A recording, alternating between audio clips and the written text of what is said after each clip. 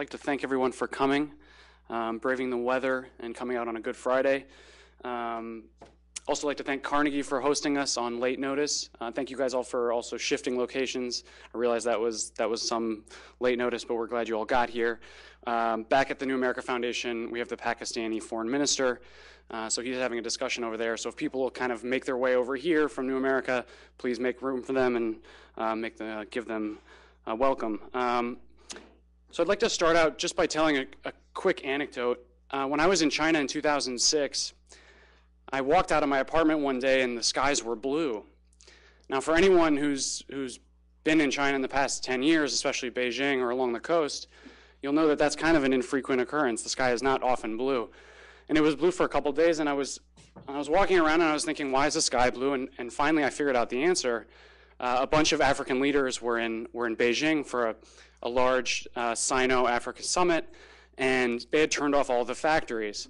Now, in more recent memory, that happened during the Beijing Olympics. But when that happened in Beijing, when we walked outside and all the skies were blue, it really made me think China really sees Africa and developing economies like those in Africa as a very key strategic partner. Sent a very strong signal, at least it did to me, and I'm sure it did to those African leaders. And since then, the Chinese, and before then, they've put their money where their mouth is. In 2009 and 2010, the Export-Import Bank and the Chinese Development Bank lent more than the World Bank, located here in Washington, D.C. So that speaks, I think, volumes to the kind of role that China is playing in developing economies.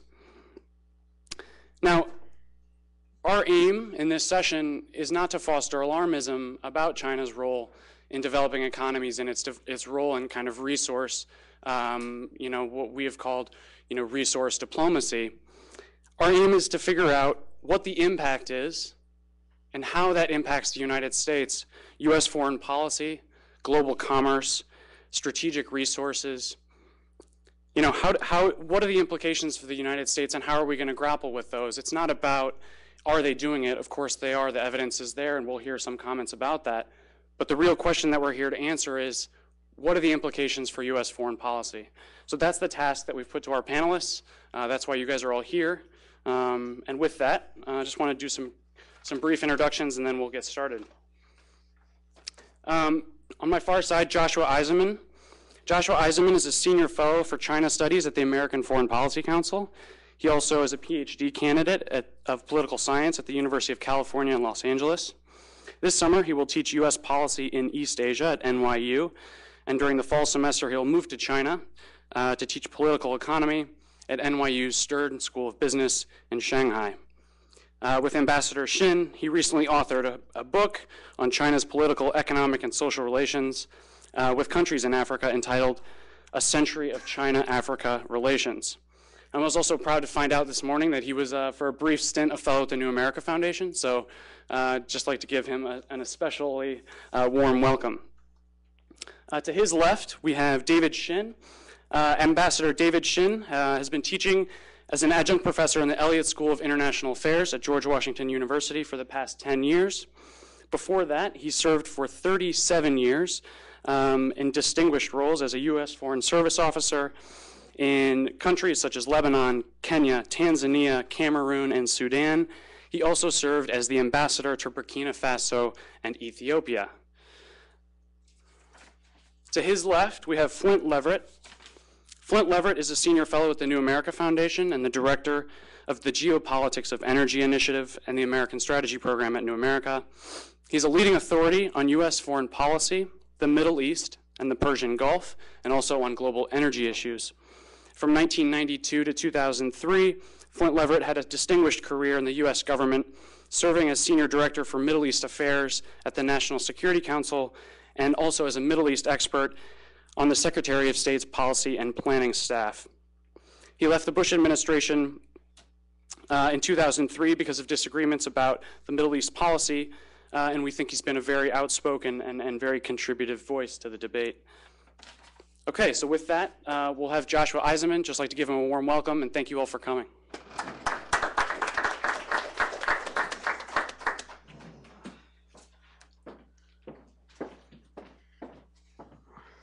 Great. Well, thank you so much, Sam, for that warm introduction.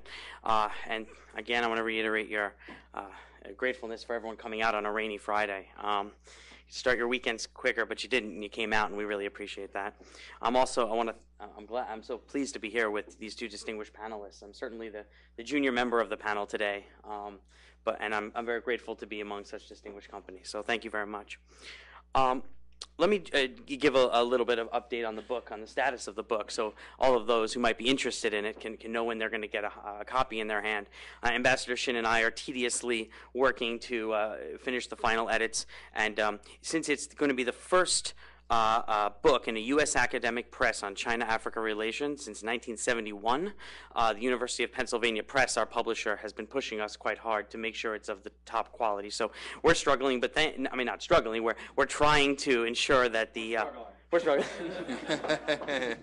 He calls it as he sees it. No, but we are working hard to ensure that the quality of the book, and it's going to be out either late this year or very early next. But for those of you who braved the weather and come out, I'm going to give you a quick and dirty review here of the trade chapter in the book, which is not, I guess, public. Well, I guess it's public now, and I think that these numbers that we're going to talk about today have not been put together by any other source. So this is going to be, I think, the first time we're going to have reliable trade figures on China-Africa that don't come from Beijing themselves. So I guess that's the source of. Does this work? Yeah, that's what I'm hitting.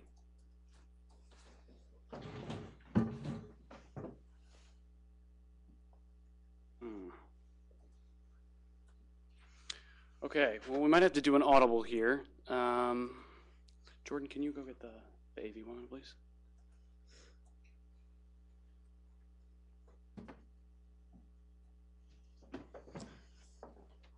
This is why I have a Mac.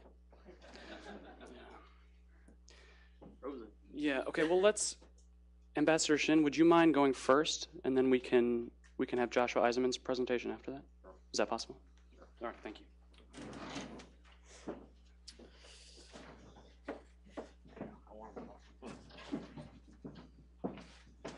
I'm old-fashioned and low-tech. I'm going to talk about investment and aid, Chinese investment and aid to Africa. And again, drawing on just a few of the highlights that are contained in the chapter in our upcoming book that deal with that topic. China has essentially two types of investors in Africa, and for that matter in other parts of the world too. I confine all of my remarks to Africa simply because that's the topic here today, but some of these could be extrapolated to other parts of the world. There are the state-owned enterprises, the SOEs, that are investing in particularly in natural resources and infrastructure activities in Africa. Then there are the small and the medium-sized companies that are involved in manufacturing, telecommunications, trade-related activities, and they're motivated primarily by market access.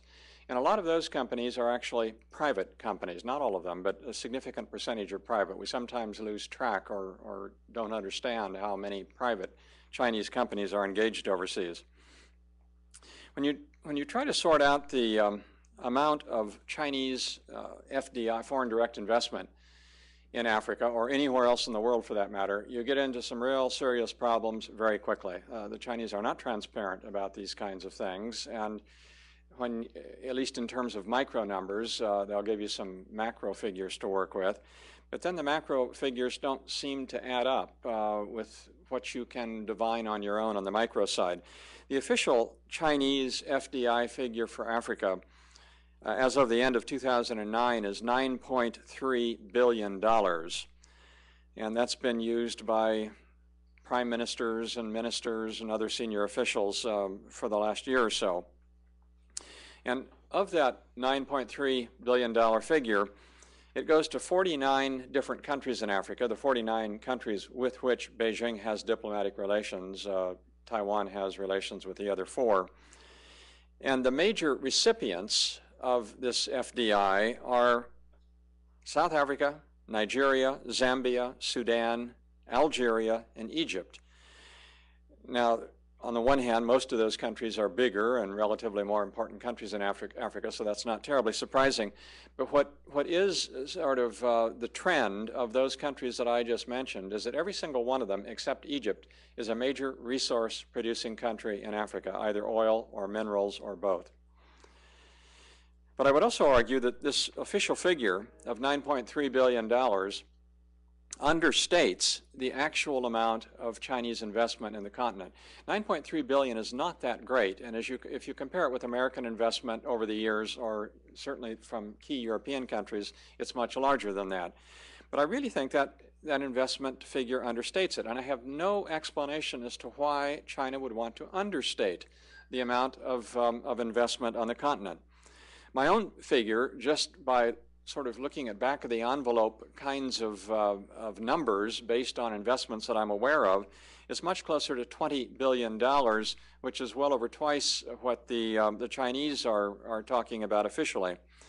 But interestingly, this month, a senior Chinese Communist Party official was visiting Kenya, and he just said in the course of a speech that Chinese investment in Africa is $30 billion, but without defining it.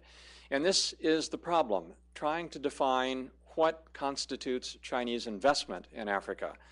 And my guess is that his $30 billion figure probably includes some contracts that are not technically speaking investments as we understand FDI. But nevertheless, it does muddy the water even more. In terms of sectors, about 43% of the FDI, of Chinese FDI only in 2009, went into the service sector, including construction. In fact, the biggest chunk went into construction. And this marks a sharp increase in this sector over earlier years. FDI in manufacturing actually decreased slightly to 22% of the total for 2009. And in the mining sector, it's 29% in 2009, and whatever remains went into various other sectors. As much of a quarter of the Chinese investment in Africa is actually by state-owned enterprises operated by provincial or local jurisdictions, which is a rather important distinction to what you would have in terms of American company investment. We have no such things anyway, but we certainly don't have them at the provincial or the local level. China is also building 6 economic and trade cooperation zones in 5 different African countries, in Zambia, Mauritius, 2 of them in Nigeria, 1 in Egypt and 1 in Ethiopia. In 2006, China said that it had about 800 Chinese companies operating in Africa, some 85% of them privately owned, obviously being the smaller companies. That's 2006. China's Vice Minister of Commerce announced in Addis Ababa this month that there are now 4,600 Chinese companies in Africa. That's an enormous increase. Now, maybe the 800 figure for 2006 was too low. We don't know. And maybe the 4,600 figure is an overstatement of the situation. We don't know that for sure either. But all the evidence does point to a significantly larger number of Chinese companies, both state-owned and private, operating in Africa today. When Chinese firms enter new markets in Africa, they often build new facilities, create businesses that are vertically integrated, and they buy supplies from China rather than locally often. And they like to sell to government enterprises whenever they can. Chinese companies have traditionally been willing to take more risk when they go into Africa than have Western companies, and as a result, they've been willing to operate in places like southeastern Nigeria, the Delta area of Nigeria, the Democratic Republic of the Congo, which has been fraught with conflict, in the Ogaden region, the Somali region of Ethiopia, and also in Darfur and southern Kordofan in Sudan.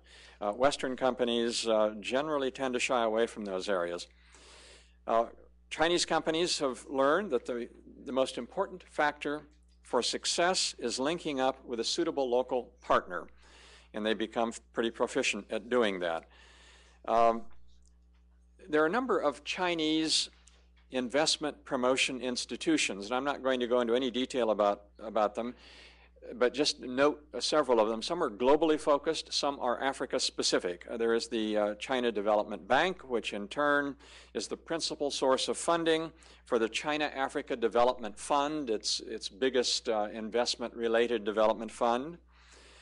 You have the Sovereign Wealth Fund of China, the China Investment Corporation, which is now doing some investing, not a lot, but some investing in Africa.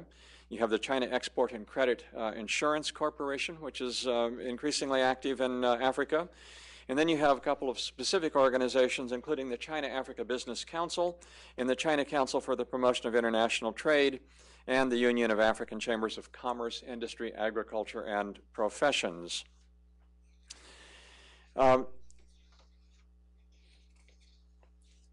If you look at an evaluation of Chinese investment in Africa, it's been essentially a mutual learning process from both sides, both the African side and the Chinese side, particularly involving the Chinese state-owned enterprises, but also the private companies.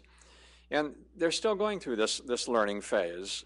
African governments and private individuals are still coming to terms with the different practices and approaches that they each have to Chinese companies operating on the continent. Chinese FDI emphasizes projects that do not build local capacity or expertise. This is something that's been criticized by the Africans. Also, they have been slow in building up investment in local manufacturing on the continent, and the Africans very much want to build local manufacturing. They don't want foreigners just to come in and sell things and then take home all the profits from it. Chinese investment emphasizes retail, general trading, and textiles, which has led to the displacement of some African companies, particularly in the textile sector.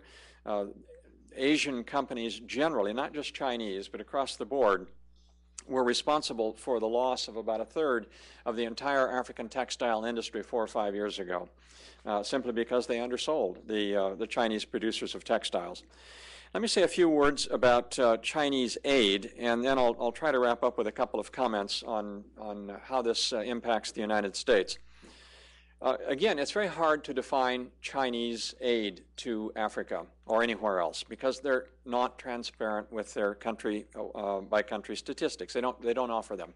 They'll give you a global figure, and you have to try to figure out where the aid is going. Now, the African Development Bank, which is a neutral player on all of this, said that Chinese aid to Africa is averaging in recent years somewhere between $1.4 billion and $2.7 billion annually. And those figures are about as good as you're going to find, and they track pretty closely to what I've been able to do on my own and what people like Deborah Brodigan have done who've gotten into this very deeply. That is well below U.S. levels of aid, and it's well below the European Union collectively. In 2009, Chinese loans to Africa totaled about $8.5 billion. So there they have a much greater impact. They're far more willing to get involved in loans than they are in the grant sector. And the loans often have an aid component to them in that they may be very low interest, in the 2-3% category, in which event the Chinese should get credit for that part of the loan that constitutes aid. Areas of engagement for their aid program have included light industry, manufacturing, mining, natural resource development, transportation infrastructure, power stations, public buildings and stadiums, housing, irrigation, water supply, broadcasting stations, and specialized training. And China's had a very special program since 1963, whereby it has sent 18,000 medical specialists to 46 different African countries, and it claims to have treated over 200 million African patients. They've gotten a lot of goodwill for that particular program. It's been one of their most successful ones. China's been very involved in the agricultural sector.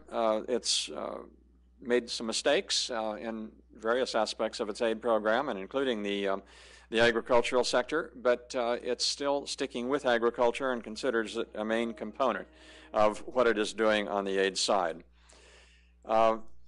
The past failures have not dampened Chinese enthusiasm at all for staying engaged in that sector. Most of China's current assistance to Africa is in the form of infrastructure development. That is their real strength today, and that's where most of the dollars go. And that's also where the Chinese companies come in behind them and make the big, well, I don't know how big the profits are, but they make profits on it.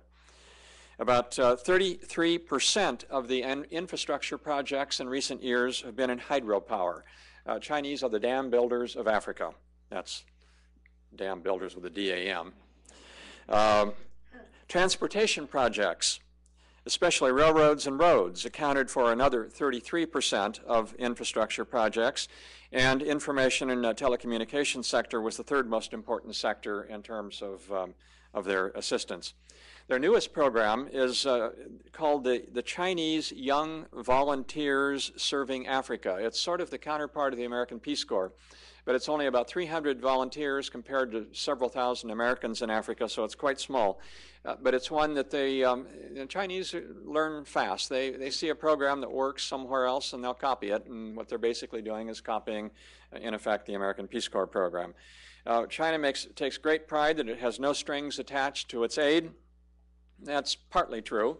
The only political string they attach, and it's a legitimate one, is that you must recognize Beijing and not Taipei, obviously. That's fair enough.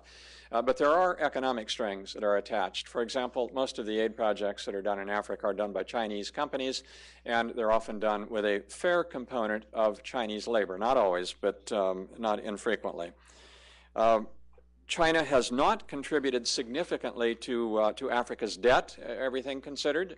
They've been pretty good at canceling debt, and in fact, they announced in 2006 they had forgiven $3.1 billion in past African debt. They've been about as good as anyone else, anyone in the West has been in terms of canceling debt on the continent. And it's estimated that as much as 95% of China's assistance is provided directly to recipient governments. Unlike the United States and the Western countries generally, they don't like to go through non-governmental organizations and all that nonsense. They want to go government to government, thank you, and they do. China has also gotten more engaged in recent years in working through multilateral organizations. They're obviously members of the World Bank. In fact, their voting rights now are 4.42%. compared to 15.85% for the United States, and they're becoming more and more active in the World Bank.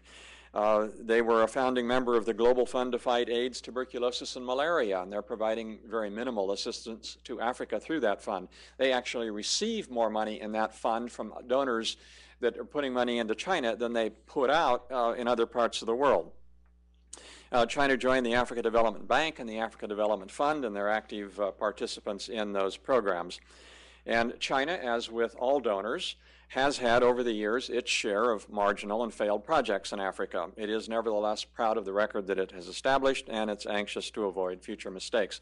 Let me just wrap up with a few comments trying to put this in the perspective of the United States. I would argue that China has four interests in Africa. One is access to natural resources. Two is building political support among the 53 countries of Africa. Three is replacing Taipei's diplomatic presence in the four countries that remain. And four is building up export markets in Africa. Now you say, well, what are America's interests in Africa? Well, they're access to natural resources. It's political support from the 53 countries in Africa. It's building up Africa as an export market. And the only one that we don't share that China has is replacing Taipei's diplomatic presence on the continent. And in addition, the U.S. has two more. One would be access to African ports and airports for U.S. military planes and ships, planes to overfly to land, ships to use African ports, because you've got to get around that huge chunk of geography, which is 3.5 times the size of the U.S. And the other interest that I think the U.S. has is a whole panoply of negative issues and preventing them from biting us. Everything from counterterrorism to drug trafficking to money laundering to international crime syndicates and all of the stuff that they might be doing in Africa that has an impact back on the United States. China's not too concerned with that because it hasn't really impacted China. The point of that is that by and large, the three of the probably the most important interests that China and the U.S. have in Africa are the same, and three are different. But it's important to keep in mind that we do share an awful lot in common in terms of what we're expecting out of Africa and what we're getting out of Africa. How does all of this play? China's increased involvement in Africa, is it should we see China as a major competitor or something worse than a competitor? I would argue for the time being, probably not. Certainly there's going to be economic competition, has been in the past, and it will continue to grow in the future. Oil is a very fungible commodity. You buy it on the open market, and if the U.S. doesn't buy it, someone else buys it, and same for China. So whether we get African oil or we get oil from some other part of the continent, it really doesn't make that much difference. There may be growing pressures in the future about oil and access to it, but nobody, the U.S. and China don't own that oil. Our respective companies may be developing it, but that's not constituting ownership of it. So it's just not that big of an issue at the moment. So far, China has not been particularly interested in military or security issues in Africa. That may be changing as they try to extend their fleet into the Indian Ocean, to the African islands in the Indian Ocean, the east coast of Africa. It's not been a big threat so far, and that's some time off yet. There actually may be areas of collaboration between the United States and China in areas, for example, of improving global health, or improving health in Africa and improving agriculture in Africa, where the U.S. and China could collaborate to the mutual benefit of Africa. So for the time being, I don't see China as a serious competitor per se. Where we have really strong disagreements, and there are some difficulties here, are how do you treat governance and human rights and democratization? And we have a dramatically different approach to that than China does, and that does tend to lead to some tension between us, and that is probably going to increase in the future. But that's the one big issue I would be concerned about. So I hope I've opened a lot of doors we can talk about in the Q&A period. Thank you. Great, thank you.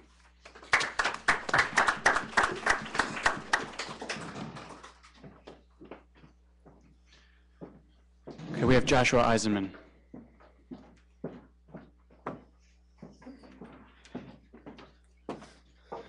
Back again. Okay, good.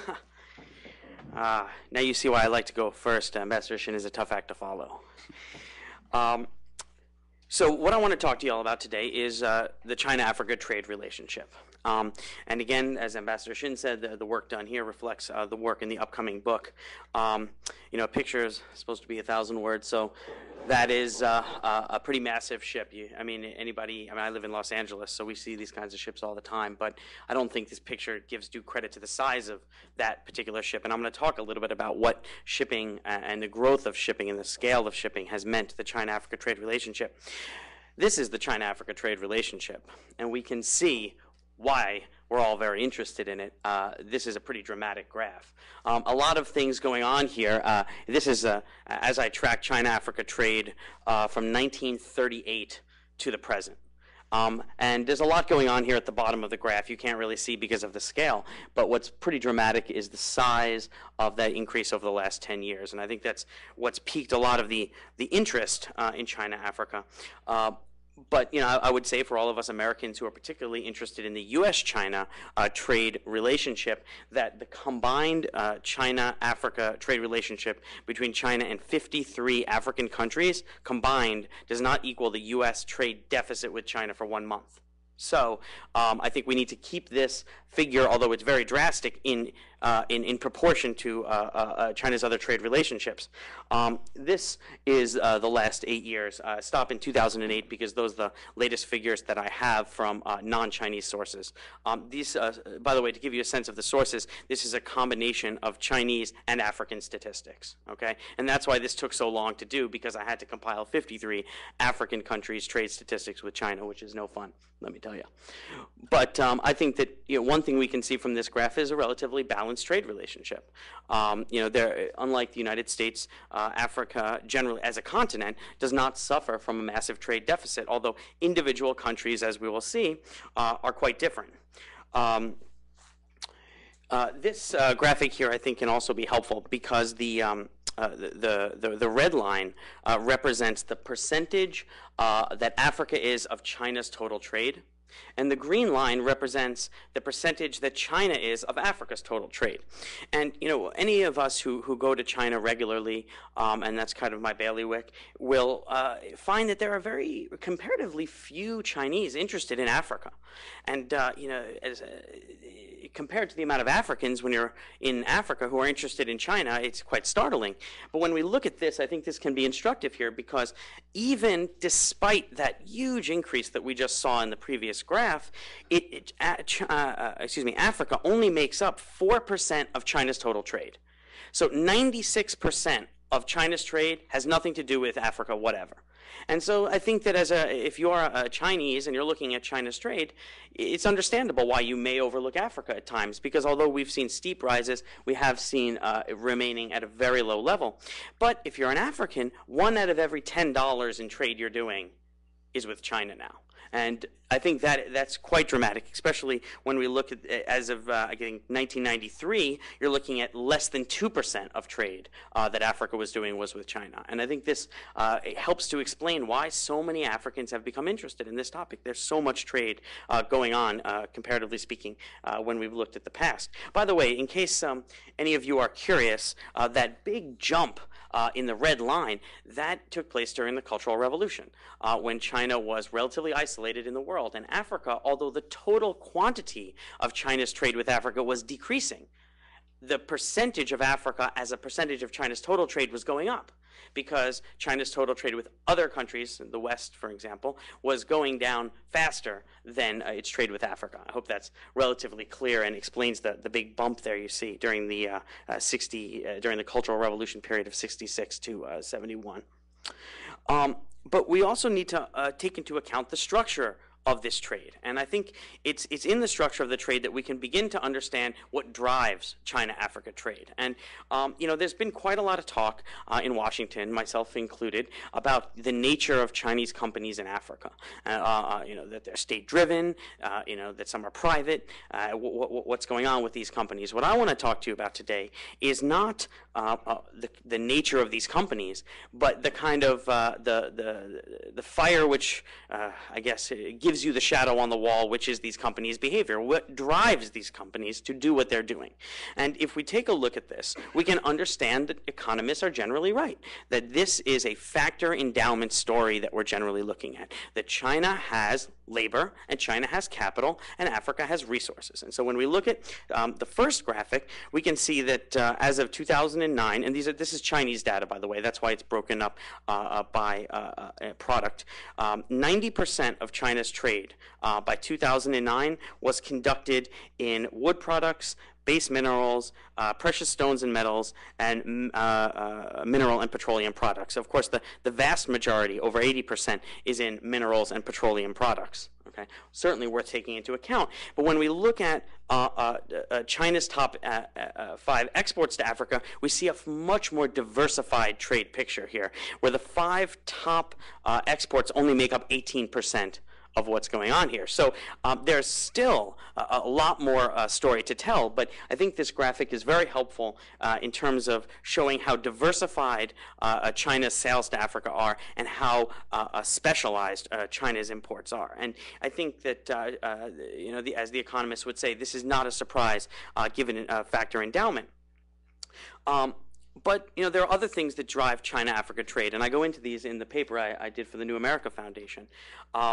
One thing is just the sheer size of the Chinese economy. We all have read the reports, I don't need to go into it, about the growth that's gone on in China. And according to, you know, gravity theory of trade, which is as basic as you get, the larger an economy is, the more trading it does. And so simply the growth of the Chinese economy alone has driven a lot of its trade, not only with Africa, but with the rest of the world.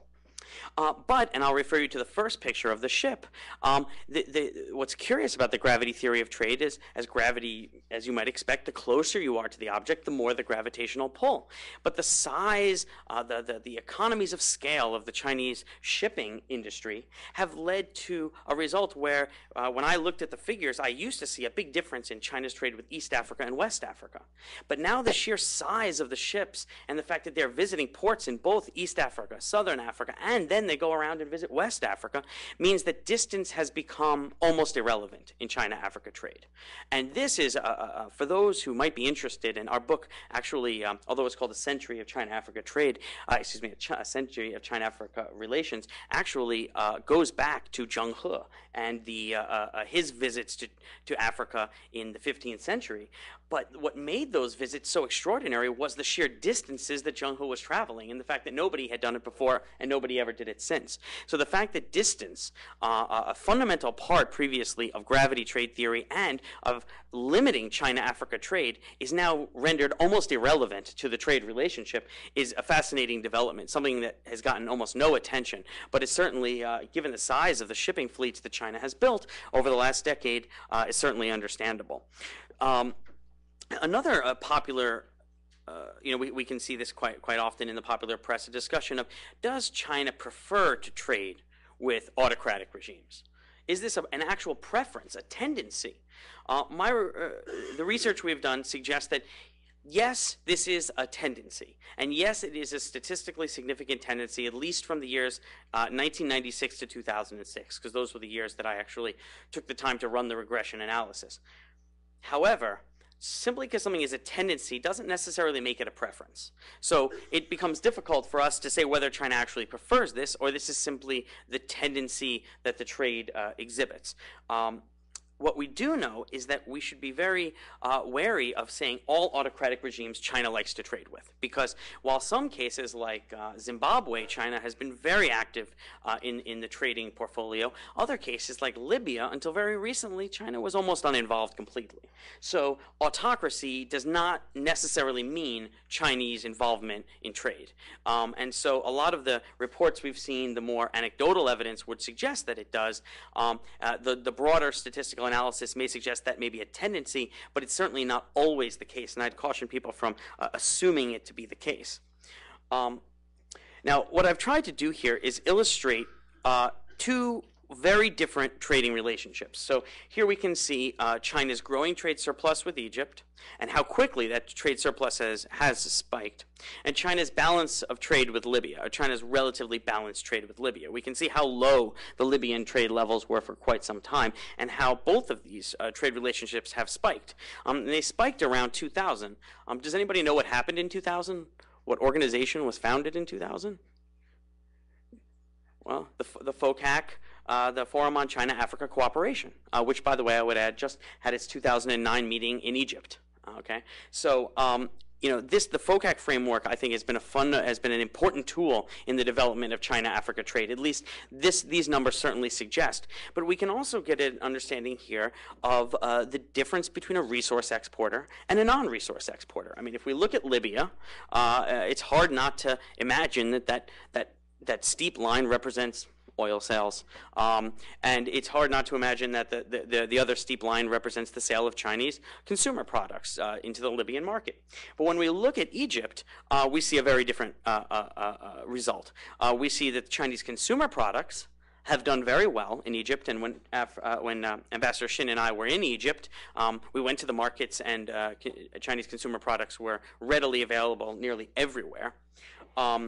But the Egyptians have failed to take advantage for whatever reason, and I would argue largely because they lack a comparative advantage in any of the three sectors. They have neither resources, nor capital advantages, nor labor advantages over China, and thus we see almost, very, very tiny amount of Egyptian exports going. Now, we can opine a bit, perhaps during the question hour, whether or not this relationship has had any effect on the stability of Egypt. I haven't done the full workup on that yet. I'd be very curious to hear what your thoughts are on that, because certainly people in the streets of Egypt are talking about lack of job opportunities. They're talking about lack of export industries. They're talking about a need to build an economy which serves the people of Egypt, and certainly this would suggest that Egypt is not making its own consumer products, and that's something that would be of concern. But more fundamentally, if we just step back from this, I think it indicates, generally speaking, the relationship that China has with those countries that sell resources and those countries that do not. And it helps to explain why, although the China-Africa trade relationship is relatively balanced, if we look on an individual country-to-country basis, we see a very different story. And I would urge everyone, including myself, to continue to disaggregate the trade data And the more you disaggregate it, I think the more helpful it is in understanding. Now, I tend to think that power corrupts and PowerPoint corrupts absolutely. So this is the kind of graphical displays I use. No words on my PowerPoint. And this is the final slide. Now, in terms of what this means to the U.S., I'm actually perhaps not the best person to talk about it since I studied China-Africa relations. But what I can say is that Ambassador Shinn is very correct when he lists his 4 reasons that China is in Africa. And certainly, as we can see here, resources and export markets are a big part of what's going on here. So let me see. I think I can go ahead and leave it there because I'm very interested to get into the question and answer period. But thank you so much for your time. Do you want me to leave this here? Yeah, that's fine. Okay, last but certainly not least, Flynt Leverett. Thank you very much. I've been asked to take a somewhat more global perspective and to talk in broader, not necessarily Africa-specific terms, about China's resource diplomacy. And I think and hope that my remarks will complement what Josh Eisenman and Ambassador Shinn have offered and set us up for a nice discussion. And when I say resource diplomacy, I'm going to be focusing primarily on hydrocarbons, oil and gas. But I think some of the general trends and drivers and implications that I'll put on the table might also apply in some ways to other resource sectors as well. China's resource diplomacy, to my mind, epitomizes what I've described in various writings as resource mercantilism. By that, I mean national governments using economic and foreign policy tools to help companies based in their countries, whether state-owned or otherwise, in the Chinese case, oftentimes state-owned, but to help those companies gain access to overseas hydrocarbon resources on more privileged bases than simple supply contracts based on market prices. And I think that's really the name of the game for China's external energy strategy. Now, why does China do this? Well, since the early 1990s, when China first became a net importer of oil, keep in mind, China is a quite resource-rich country in its own right. It has very substantial reserves of crude oil, among other things. And its own domestic oil industry, energy industry, developed over decades, essentially developing China's own oil reserves. But as economic growth picked up, as modernization took off, the demand reached a point where even what China could produce on its own domestically, and it is one of the world's larger oil producers, from the early 1990s on, it has been a net importer of oil. And at this point, China imports a little more than half of the oil that it uses. It has only recently started to import natural gas. But the expectations are, in China, outside China, the expectations are that China's dependence on imported hydrocarbons, both oil and natural gas, is going to continue to grow in coming decades. That their own domestic production, certainly of crude oil, has peaked. They will have capacity to increase their own production of natural gas, but I don't think anyone expects them to be able to do it enough to meet incremental demand on their own. And so we can expect over coming decades, mounting demand for imported hydrocarbons. Now, from the perspective of the party state apparatus in Beijing, this is a problem. It is a strategic problem, because energy security is absolutely essential for economic growth, and economic growth is essential for everything else in China's grand strategy, whether it's assuring political and social stability at home, whether it is modernizing China's own defense apparatus, whether it is promoting China's international standing and returning it to great power status. None of that happens without economic growth, and economic growth doesn't happen without energy security. And so from a Chinese perspective, particularly from the perspective of the party state apparatus in Beijing that has to worry about these things, this is an already acute and growing strategic vulnerability for China. Now, from an American perspective, we oftentimes like to tell the Chinese that they don't have to worry. They can rely on the market to provide for their energy needs. They don't need to go through these kinds of exercises in resource diplomacy. This issue is intensely debated in Beijing, but I think it's fair to say that on balance, there's a critical mass of opinion that matters in China, which is very skeptical of American assertions that China can entrust its energy security solely to the market. And I think there's skepticism for two reasons. First of all, China points out, I think quite accurately, that they are a latecomer to a party which has already been going on for a long time.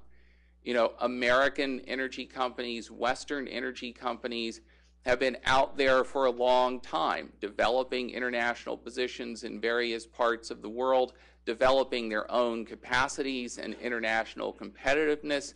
China is a latecomer to this party, and I think there's some tendency in Beijing to see that as a disadvantage, something that China has to accommodate, something that China has to compensate for. The second, and I think more telling reason for skepticism is that I think there is not very much confidence in Beijing that when push comes to shove, the United States will always let the rules of the market work in a disinterested way where China is concerned. This has a couple of different dimensions to it. One is essentially financial or market oriented. Remember a few years ago when one of the three major Chinese national energy companies, CNOOC, made a bid on an American energy company, Unocal, and got into a competition with Chevron, which was also seeking to purchase Unocal. Now, I don't really consider myself competent to comment on the relative merits from a shareholder perspective of the Chevron offer for Unocal and the CNOOC offer for Unocal. But as a political analyst, it struck me that basically the debate in the United States wasn't going on the basis of which of these offers is actually better for Unocal shareholders, which, if you really believe in the market, should be the issue that's on the table. The issue was how terrible it was that you had a Chinese company coming in and trying to buy up an American energy company. Congress was threatening all sorts of retribution, putting pressure on the Bush administration, which also apparently got involved trying to get Chinese authorities to get CNOOC to back off, et cetera, et cetera. So in the light of experiences like that, when Americans say to China, you can trust your energy security to the market, this is not an entirely credible representation from a Chinese point of view. There's also a military component to this. Ever since January 1980, when President Carter proclaimed what it came to be known as the Carter Doctrine, essentially committing the United States to use military force to defend the free flow of oil from the Persian Gulf, the United States has presented itself as the defender of the free flow of oil, providing this, what economists would call a public good that everyone, including China, can benefit from. And it should reinforce people's confidence in the market.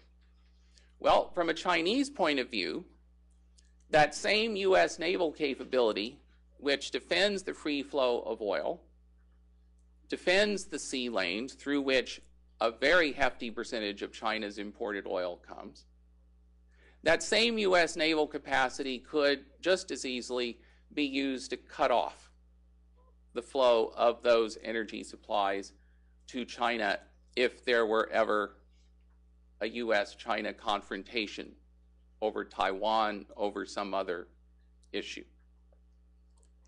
And so, from a Chinese perspective, simply saying you can trust the market just doesn't seem all that persuasive an argument. So the Chinese have formulated a strategy. It's been coined the going out strategy. That was the formulation given to it roughly 2002, 2003. The point is the Chinese government encourages its national energy companies to go out, maximize their access to overseas supplies of oil and gas, to diversify China's sources and transport routes for those commodities, and to increase their own international competitiveness. Those are the goals of the strategy, okay? And the Chinese government helps the companies go out and do this in various ways. There's a lot of diplomatic support. I think it's fair to say that China has made it a fairly high priority in its diplomacy, up to and including the highest levels of the Chinese system, to engage states that have substantial hydrocarbon reserves and develop, positive and strategic relations with those countries. Within those frameworks of relationships, the Chinese energy companies then go and decide what projects they want to pursue. And here I want to stress something which I think oftentimes gets overlooked in discussions of these issues, especially in the United States. The Chinese, in the energy case, I'm talking about the three big, still largely state-owned energy companies: CNPC, China National Petroleum Company, Sinopec, and CNOOC, China National Offshore Oil Company. All three of these companies have done partial IPOs. You can buy shares in any of them if you want to have them in your 401k. But they are still majority owned by the Chinese government. That being said, these companies are actually, by this point, remarkably autonomous in their decision-making and actions in the international arena. So while the Chinese government can go to Angola or to some other energy-rich country and establish a good relationship, it is the individual Chinese companies that go into that country, evaluate prospects, decide what prospects they would like to go after, and do all the things that oil companies do to try and make that happen. There's no master plan in some government office in Beijing that says, here are the projects that the companies should be going after. It's the companies that decide that. Now, when the companies decide they want to go after, when, say, a company decides wants to go after a particular project, it can come to the Chinese government for support. It can ask for support in the form of concessional financing through the China Development Bank that Ambassador Shinn mentioned, through other state policy banks.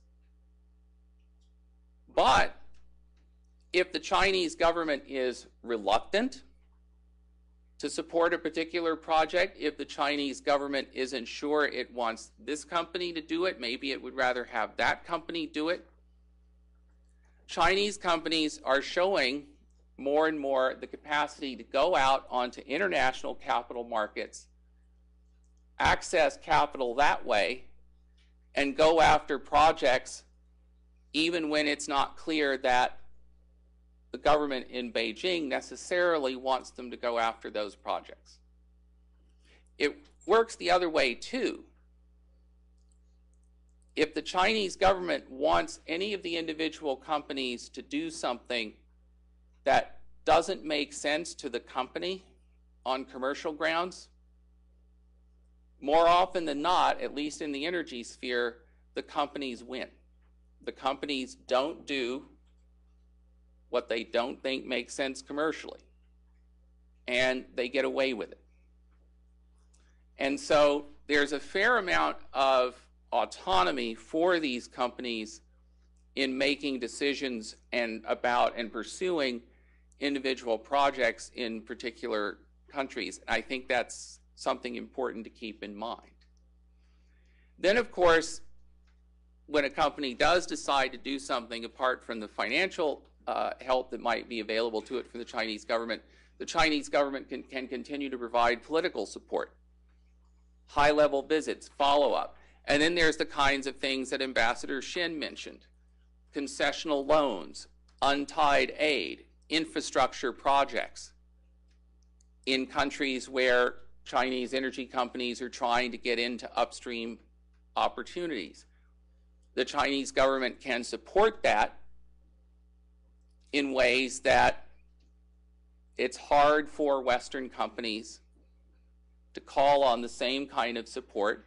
And as Ambassador Shinn said, the kinds of aid, the kinds of concessional loans and so forth that the Chinese government might provide in these situations is oftentimes done in a way that, doesn't jibe with the OECD standards for these kinds of things. And so Westerners sometimes get upset about this.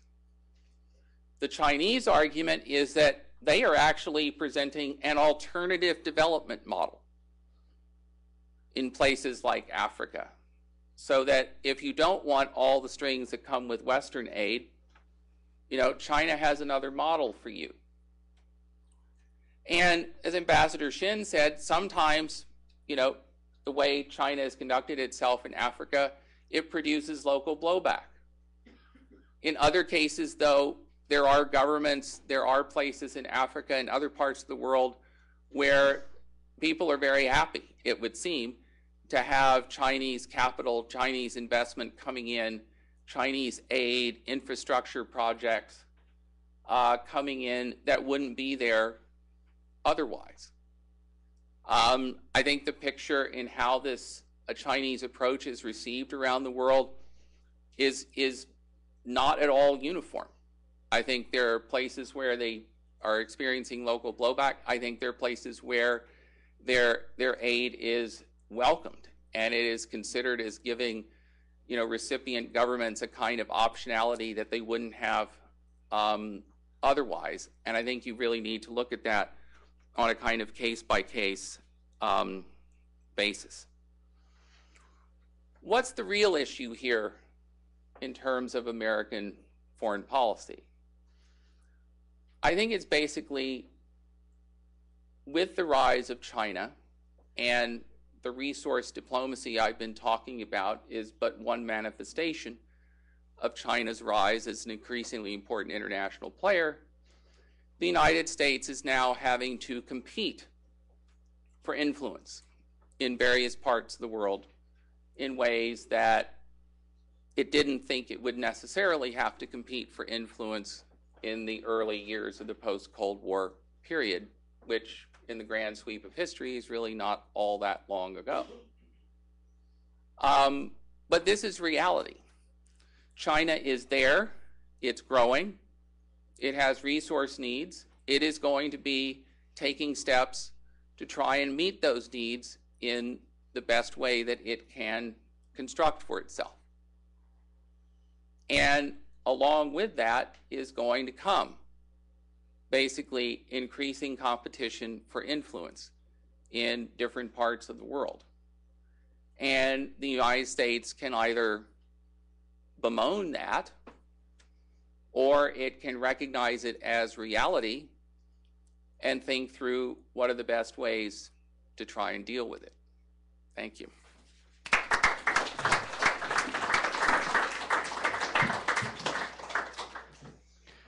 Okay, thank you to each of the panelists. I'm going to take the prerogative as the moderator and maybe just throw out a first question. I mean, it seems from all the presentations that China is operating basically in line with market incentives. As Flynt pointed out, the national oil companies in China are operating the rules of the market. They're not exporting oil from Venezuela back to China. They're selling it on the local market in the Americas. My question is there any evidence in China that they're developing their own Carter Doctrine? In Africa, I know that they don't have any bases, or I think they don't have any military bases in Africa. But is there any sign, or do any of the panelists know if there's any sign that China's developing its own Carter Doctrine in either Africa or in other parts of the world? Can you lay out for everybody what the Carter Doctrine is? Well, Flynt mentioned it. Yeah, the Carter Doctrine, it's called that because it was first laid out by then President Jimmy Carter in his January 1980 State of the Union address. And this is where the United States, for the first time, takes on an explicit commitment, stated in public by the President of the United States, that the United States would consider actions to impede the free flow of oil from the Persian Gulf as an attack on the vital interests of the United States, and that the United States would use all necessary means, including military force, to fend that off. And that has been American policy ever since. After Ronald Reagan succeeded Carter, he added what some people call the Reagan corollary to it, which is that we would actually defend not just the free flow of oil, but that we would actually try to defend the governments in energy producing countries that were cooperating with us to get that oil to market. That was generally interpreted as a kind of security commitment to Saudi Arabia and the House of Saud in particular. And if I could just add one point, just one thing, not to the Carter Doctrine. My assumption is not that it makes the world less safe. It may make the world more safe. So does that exist to your knowledge, or is China, do they have that strategy in mind? It's a really good question. Clearly China is trying to figure out how to develop blue water naval capability and how to project naval capabilities in particular into the Indian Ocean. It seems to be in something of a competition with India for on that front, and I'm certainly no naval expert, but as far as I can tell, if you looked at it today, I think you'd actually say India is ahead of China in developing those kinds of capabilities. To the extent that China may want to have a Carter Doctrine of its own someday, I think there has to be a healthy appreciation in Beijing that they don't have the capabilities to back that up today. And I think that one of the most important aspects of Chinese foreign policy is that they do not want to have a direct confrontation with the United States. They want to promote their interests in various parts of the world. They want to raise their own international standing. Eventually, they would like the world to be a much more multipolar world in which the United States and China are both great powers, along with perhaps other countries that have that kind of standing. But they know that they have to try and bring that sort of end state about without, along the way, provoking a really severe backlash or confrontation with the United States. And so, I suspect that even as Chinese military capabilities develop in coming years, I suspect they're going to be very, very cautious about staking out, great counter claims like that. Let me add to that, if I may. I don't see that China has what I would call any kind of articulated Carter doctrine vis-a-vis Africa, but there are some straws in the wind that would suggest that it is indeed very concerned about the future of petroleum security. And I agree with Flynt that they're certainly taking steps with countries like Angola to try to have a better assurance that they will have access to Angolan oil for as far as they can see into the future. As a result, they have provided $13 billion in loans to Angola, which are being used primarily for infrastructure projects in Angola, roads and dams and bridges, etc., being done by Chinese companies, I might add, with 40% Chinese labor in this case, I might add. And how are those loans being paid down? They're being paid down by shipping oil to China at the market rate whenever it is shipped. So when the price of oil drops way down, Angola's not making out quite so well, but when the price of oil goes way up, Angola does it just fine. Now, Angola, if China weren't buying the oil, Angola would sell it to the U.S. or the European Union or someone else. They don't have any problem selling the oil. But the problem is that China wants to ensure that it can lock in as best as it can without actually buying the oil-producing fields, which it can't really do, to ensure that it has continuing oil. There are a couple of other straws in the wind. I alluded to one earlier, and that is China's concern about shipping lanes in the Indian Ocean. There's absolutely no doubt that what China is trying to build a naval capacity that can reach regularly into the Indian Ocean, including a carrier force. The evidence is very strong that they're in the process of building a carrier force, including the training of pilots who can land on carriers. That's been going on now for about 2 years. Now, they don't necessarily use the carriers in the Indian Ocean, but that certainly would be one place where you can expect to see them in the years to come. You see China taking a very active role in combating Somali piracy in the Gulf of Aden and in the Indian Ocean generally. Their frigates are actually working in the Gulf of Aden, which is the main shipping lane. Now, they're doing that not just because of oil going through that area, but that's part of the reason. There also are Chinese freighters and other Chinese commerce that goes through that region that they want to protect Chinese ships. Several Chinese ships have been captured by Somali pirates, and a fair number of Chinese crew have been taken. But oil is part of that. So there clearly are concerns on the Chinese side for oil security, but I just don't see it as going to the formal level of a Carter doctrine. I have the task of is this on? Yeah, I have the task of going after these two great gentlemen who I'd like to just add a couple of points here. First, if we look at China's port building, for instance, in a place like Sri Lanka and in Pakistan, we can get a sense of the kinds of efforts China's making to ensure oil security. And I don't want to get into talking too much about Sri Lanka, but when we look at what happened in Sri Lanka very recently in terms of the crackdown against the Tamils, this was very, very strongly supported by the Chinese. And so, when we see the port development in Sri Lanka, I think this is part of the reason, certainly part of the reason. And when the ships that Ambassador Shinn had mentioned had gone out, those frigates, with regard to piracy, they were shadowed by the Indian Navy. Okay, so it's not, I guess I want to expand the question. It's not necessarily only a U.S. issue.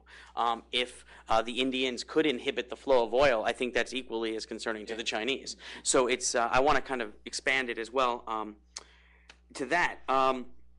And in addition to Ambassador Shinn's comments about the carrier, I read a news report just the other day that the Chinese are almost finished with their first carrier. That it's almost done. We don't know the kind of details of it, but Xinhua, the official Chinese news agency, has published pictures of it, and that's a good indication that we're well on our way. I would like to kind of take on something Flynt said and add a little bit of fireworks here to our discussion.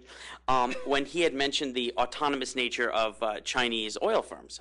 When Ambassador Shinn and I went to China, we met the head of CNOOC, who was a party member, and so were his deputies. The members who run all of these firms are all party members. Many of them have been transferred from provincial posts or in and out of these firms to government postings. And that doesn't require resigning. It is a lateral transfer or a promotion. And so I would suggest that although there's, we can all buy these companies and put them in our portfolios if we so choose, that at the end of the day, they all carry the same card, which is the Communist Party membership card. And they are not, I don't believe, free to make decisions that adversely affect the national interests of the People's Republic of China.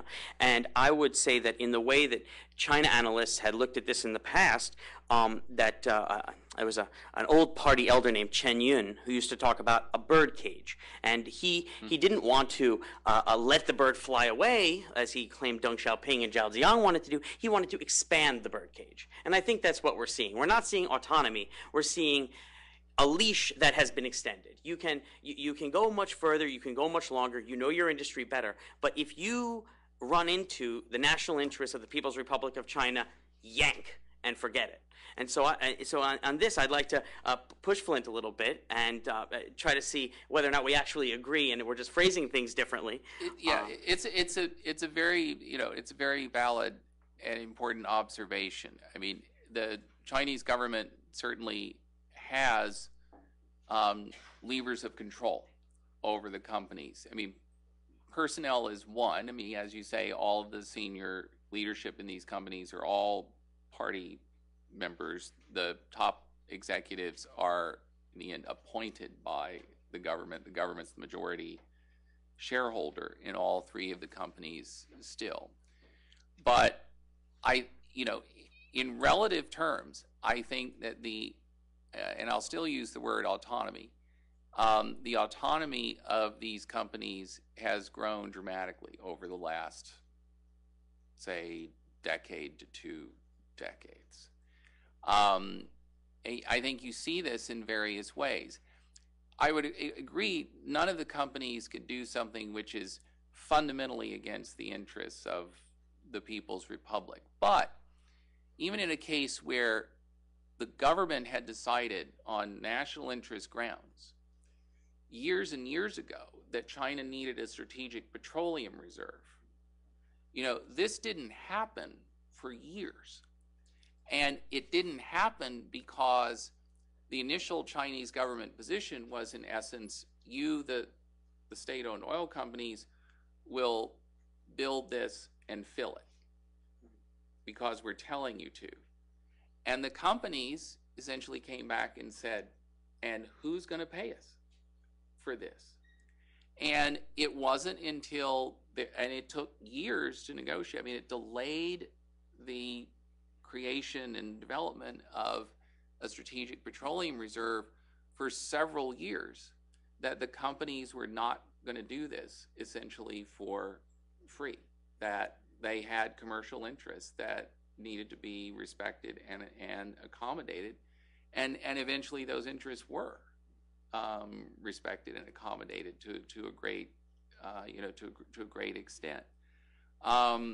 Another example of that, when the Chinese, I mean, they now operate, CNPC operates an oil pipeline from Kazakhstan to China, but it took years to get that off the ground because CNPC said, on commercial grounds, until we know there's enough oil committed from Kazakhstan to go in that pipeline, it is not economically viable to build it. And the Chinese government can tell us all at once to build it, but we are not building it until we decide that there's commercial viability to it. And in fact, until those volumes were committed in a way that CNPC thought was credible, they didn't move on the pipeline. And that's, when I use the word autonomy, that's the kind of thing I'm referring to. I guess I was speaking more in terms of Africa. Okay. I mean, domestically, I think that's probably true. I think that when we go into Africa, though, we're in a different area, even in what the Chinese call the Zhoubianguojia, the countries surrounding China. I think what you're saying is more valid than once we get further afield to those outer countries like Africa, Okay. where I think that the leash is a bit shorter because there's, I guess, it's more public. Domestic is one thing, but I think that Africa is another. The other thing I'd like to do is push a bit on UNICAL, because I was on the U.S. I was an analyst at the U.S.-China Commission when this deal came through, and I can tell you that the entire board of foreign advisors resigned in protest. All the money they got to buy was from the Chinese government with no interest, and so the American Congress sits back and goes, "Is this a market deal? Is this market forces, or is this the Chinese government attempting to supersede its foreign board of directors, who all resign in protest and say this isn't a market deal whatsoever?" So I think that there's room for debate here. I'm certainly not. I think you know this industry far better than I. But is that your assessment as well? My assessment is essentially an assessment of what do I think is the lesson that the Chinese took away from the UNICAL episode, and I think that the lesson which they took away is that the Americans are not prepared to treat us quite like everybody else in this sphere. Okay, with that, we'd like to take some questions from the audience. Does anybody want to go first? In the front row right here. Please wait for the mic and give your name and affiliation, please. Yes, I'm Rob Warren with DACOR. I'd like to ask, please, to elaborate on the blowback that we see in some African countries. The economists this week and several other editions have said that you have a reaction to China's investment and elbowing in their way. Cheap imports are replacing local products. You're using a lot of Chinese labor, and you're really not leaving an infrastructure that's developed through this, but it's just essentially a Chinese supply train.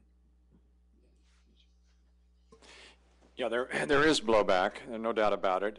One has to be careful about generalizing. This is the big issue. One, you're talking about 53 countries, and you're talking about very different situations within a country. When you look at the issue of cheap Chinese products displacing African products, this is a serious problem. But it cuts both ways, because the African consumer, who has no vested interest in the manufacturing side, says, hey, wait a minute, these are cheap products. They're not great quality, but they're okay. And they're cheaper than what my African brother is making, and they're just as good as his. So why can't I buy one of these cheaper products? So many of the consumers are saying, this is fine by us. The African manufacturers are saying, you're putting us out of business, and they are to some extent. The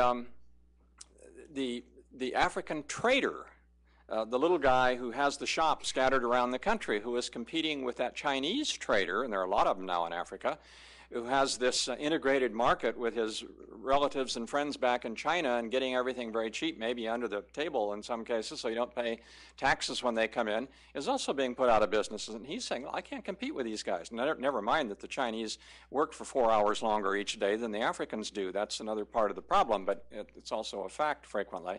But the point is that it's very cross-cutting here, where some people are very unhappy, others are not so unhappy. On the labor side, there's probably more mythology out there about labor than any other issue.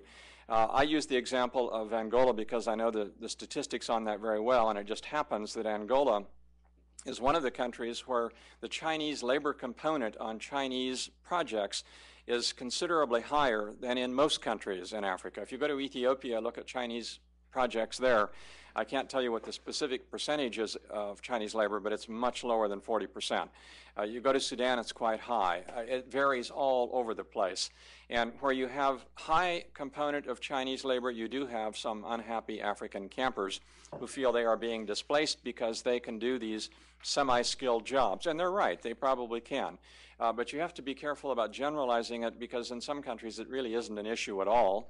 And in other countries it's a fairly modest issue. There are some other issues that you didn't even mention, and I don't want to belabor the point, but for example, counterfeit products. And the Chinese are not the only sources of counterfeit products. The Indians and the Bangladeshis and the Indonesians and a lot of others do them also. This is a problem where they will send products, and it's particularly egregious with medicine. There's nothing worse than thinking you're taking malaria prophylaxis and you're getting a sugar pill or something akin to it that does no good at all, and then you get malaria. This has been a problem with some Chinese products, mainly from private companies, but it's been a problem with the same product coming from Indian companies. And you have Chinese who have taken African designs, textile designs, bought one copy of them, taken it back to China, made 500,000 copies of it, sent it back to Africa, put a made in Africa and made in Nigeria label on it or something, sold it for less cost than the Africans can do, and you make a lot of unhappy campers there. So yes, there's blowback, and you just have to be careful about not saying it's everywhere. Just to add to that a couple of points. One, we have seen on the ground blowback. In places like Zambia, people have taken to the streets, and Chinese shop owners are hiring Zambians to work the front of the store to avoid such blowback. And this has happened in other African countries as well. There's also, for instance, South Africa was concerned about Chinese products. They put restrictions on those products, but then suddenly we end up with transshipping. It doesn't take much to change the name on a label. The same good shows up, but now it says it's made in Malaysia. It may or may not be, right? So restrictions that South Africa, which we think of as a government more capable of ensuring those restrictions being applied, were basically unsuccessful. The other thing I'll mention, and this is not my bailiwick, but a gentleman by the name of William Reno over at Northwestern University who works on African resistance narratives, gave a presentation I heard which was truly fascinating. I'll just share the brief overview, where he said that the Chinese are dangerously close to falling into the kinds of anti-colonial resistance narratives that still exist in Africa today. And the Chinese may go to places and say, hey, I'm not a white man, I'm not the bad guy, I have a colonial history, I've suffered too. But in Nigeria, as we've seen, I think Ambassador Shinn mentioned some of the kidnappings and even killings, so the locals don't necessarily think that way. And I think that as I've been reading, at least the English language presses of Africa, it seems to me that Africans are writing more and more articles which draw China into this anti-colonial resistance narrative. And when we look at the trade figures I put up, certainly we can say the trade, the way the trade looks like a colonial trade pattern. Okay, this I don't think anybody can doubt. However, where the difference lies is China doesn't want to, like Portugal and France did, go in and control these countries. So I think that to some degree these resistance narratives are salient and going to become more so. But I think we also have to remember that there is a real difference between colonialism and what China is doing on the political side, militarily as well, that I think draws very different. So I think that there's blowback, but we're kind of watching it. Up until now, it'd been the job of folks like us to give the blowback. But now we're hearing it more from Africans, and that's a very good question because it's something to keep our eyes on as we go forward. Okay, right here, this lady in the scarf. Roberta Cohen, Brookings. I wanted to ask whether there's any evidence of any kind of China modifying its alternative development model of no strings, for example, by taking into account international standards. For example, in dam building, there's a lot of displacement of people, and the World Bank has its own principles on involuntary resettlement, on compensation, and China within China begins to look at this in how they deal with their own dam building. Does any of this extend then in their development projects in Africa? And on the human rights standard issue, their relationships with Sudan or Zimbabwe have been very embarrassing at times to them. And I don't think they're very happy with the Genocide Olympics. And there was pressure on China to play more of a role to get Sudan, for example, to accept this UN African Union force. Is there any effort there to begin to look at what it is that the rest of the world might see as maybe not acceptable? Or will it work the other way, that Western companies who are kept out of, I mean, oil companies are not in Sudan. They have certain standards, or they felt they had to adhere to certain standards, so that the companies going in are Chinese or others who don't have the same strings, will there be a weaker sort of adherence to international standards by Westerners in this competition for influence? Good to see you, Roberta. On the issue of whether China's modifying any of its positions on some of these more controversial questions, there are a few signs that they are, especially on the environmental side. Although they're still willing to go along with big projects that may have potentially significant negative environmental damage. And there's an enormous argument raging right now about a new dam on the Omo River in Ethiopia that would impact Lake Turkana in Kenya. And the environmentalists would say make it so salty that it would be sort of useless from the standpoint of the local population that survives from the lake. And the Chinese seem to be, they're financing the dam and presumably will build it, and they seem to be going full bore ahead on it. Now, on the other hand, there are instances where China has taken some licks from the environmental community. For example, they were trying to develop an iron ore project in Gabon that went through a national park, and it would mean ripping up part of the national park to do it. And the environmentalists came down hard on them, and they backed off. And they kind of learned a lesson there, that you've got to be more careful in terms of what you do environmentally, particularly if you're irritating local environmental groups, not just the internationals, whom they don't care that much about. On the corporate social responsibility, they're clearly making some changes for the better. They seem to be truly interested in better corporate social responsibility. I attended one conference in Liberia last year with Africans and Chinese on that topic, and I was rather struck at how serious they seem to be about it. And I think it's a topic that they're dealing with in China itself. They've got to be better environmentalists in their own country. They have to have better corporate social responsibility in their own country. So there are some things going on in those areas. It's a mixed bag right now. Maybe they're in transition. They haven't quite figured out how much do you pay attention to the profit line, the bottom line, and how much do you pay attention to the environmental concerns and social responsibility concerns, etc. On the issue of human rights in places like Zimbabwe and Sudan, in the case of Zimbabwe, they're absolutely irrepressible. They have taken a very strong stand in support of the Mugabe government, and as far as I can tell, they haven't backed down one iota. It's just, we totally oppose sanctions against Zimbabwe. We're not going to change. Mugabe's our friend, and damn the torpedoes and full speed ahead. Now, it's not quite that way with Sudan. Sudan's a very different situation. The Chinese were actually quite helpful, belatedly, in getting Sudan to go along with a hybrid UN African Union peacekeeping force in Darfur. In fact, if anything, they probably played the key role in turning the Bashir government around on that point and getting that actually done. And they played hardball on it. And if you think that isn't going beyond no political strings, boy, I don't know what is. That was I mean, it's not something they ever publicized, but they clearly beat up on Sudan to go along on that, and they had a lot of pressure from the West to do so, including the United States. And what's even more interesting is their approach now to South Sudan, the new South Sudan, when it becomes independent on July 9 of this year, and their approach to the government in the North as it will continue. They are making every effort to build up close relations in South Sudan.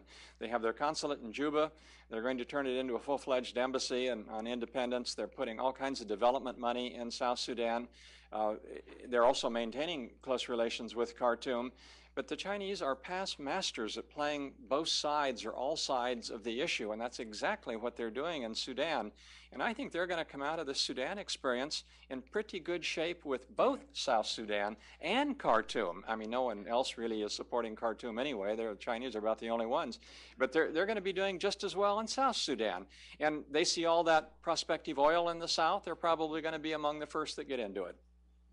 Yeah, I think that's a very good point on the Sudanese case. I mean, Sudan, um, Kazakhstan, the recent acquisitions of Chinese energy companies in Kazakhstan's going to give Sudan a run for the place where the Chinese have made their biggest overseas energy investments. But Sudan was their first really major play outside of China historically, and it has for years been the biggest single position they've taken outside of China by far.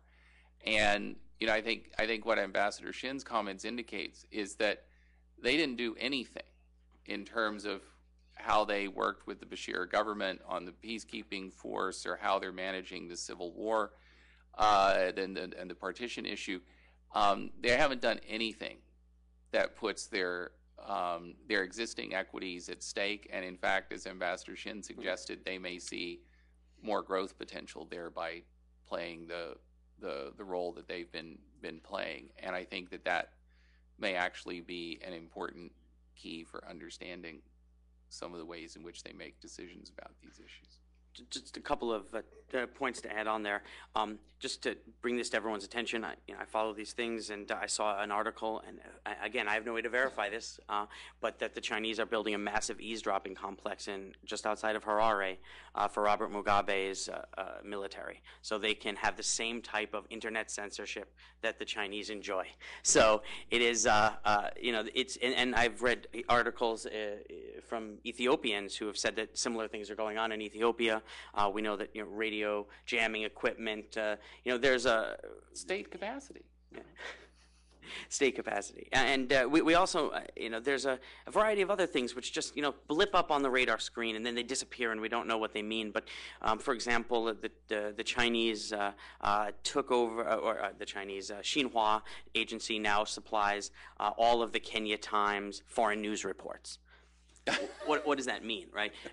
Togo's news agency the French news agency is now very closely connected to Xinhua, France. So, what does this mean in terms of what Africans are hearing, and what does this mean for human rights? I mean, the jury's still out, I think, but use the CPA to their great advantage in Sudan to build ties through the CPA with the SPLM, which then they leverage to build relations with South Sudan today. So they've been, again, as Ambassador Shinn rightfully points out, very good at playing both sides. But there is one thing I would challenge, generally speaking. I don't see, and I don't think in our book, I think we kind of discussed this issue, that there is a China development model. I think the concept of the China development model is a false one. And as we talk about the vast differences between these 53 countries, I think it becomes quite evident that China's, if there is a development model, it's local solutions. And that's not much of a development model, right? Each place should go according to their own local conditions, and the Chinese will support that. But when you go to China, I get the feeling that the Chinese shy off of saying that the Chinese experience can be easily replicated in African countries, which have very different social structures, even labor markets, populations. China has 1.3, 4, 5 billion people. The largest African country has, what, 150 million? 150 million in Nigeria. So I'm very skeptical of the concept of a Chinese development model, and I don't necessarily think that it's something that's helpful to us in getting to the bottom of what China is doing in Africa. Thank you. Okay, right here. Lisa Gomi with the Yomiuri Shimbun. It's a Japanese daily newspaper. I just had a question about the strategic and economic dialogue. I was wondering if the panel could elaborate on your thoughts on how effective the SED has been or can be in addressing the issue of rare earths.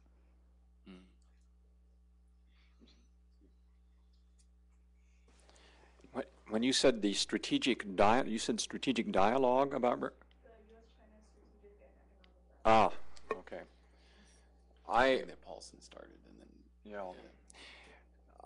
as far as the rare earths are concerned, I must confess I don't have any information that I could shed on that. I know that the dialogue is continuing between China and the United States on Africa issues, but that's below the Secretary of Treasury level. This is being done at the Assistant Secretary of State for African Affairs level, and I doubt if they would even be getting into issues like rare earths. If they do, it would be a side issue at best. So at the more senior level and the more global level of rare earths and what the U.S. and China are talking about, I can't shed any light on that. Okay, right here.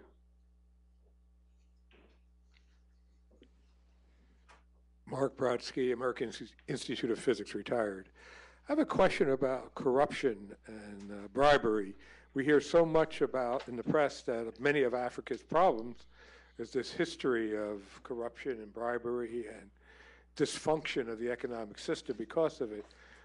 What's the Chinese role in that? Do they support it? Do they do systematic bribes, or they try to improve the system?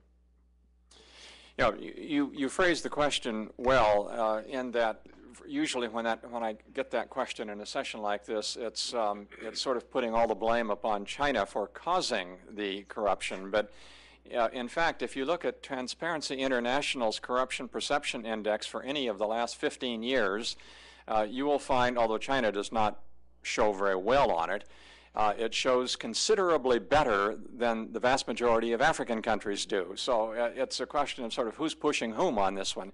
Basically, China's pushing on an open door. They obviously have their own corruption problems, and they go to Africa, and there are some African countries actually that perform very well in trying to prevent corruption. A country like Mauritius or Botswana or Seychelles or South Africa. But unfortunately, most of them are below the median point, well below. In fact, in the bottom 10 on the Transparency International list, I think about 6 or 7 are African countries. So when China goes in with its investment proposals or trade proposals or whatever it is, and they know that in this particular country you're likely to get the contract by a little money under the table, that's fine by them too. They know what that's all about, and they can make it work pretty well. But it's not so much that the Chinese are pushing the issue, it's just they're taking advantage of the local situation. I think a couple of examples may be instructive here from, well, first from the press and then from our experience in Angola.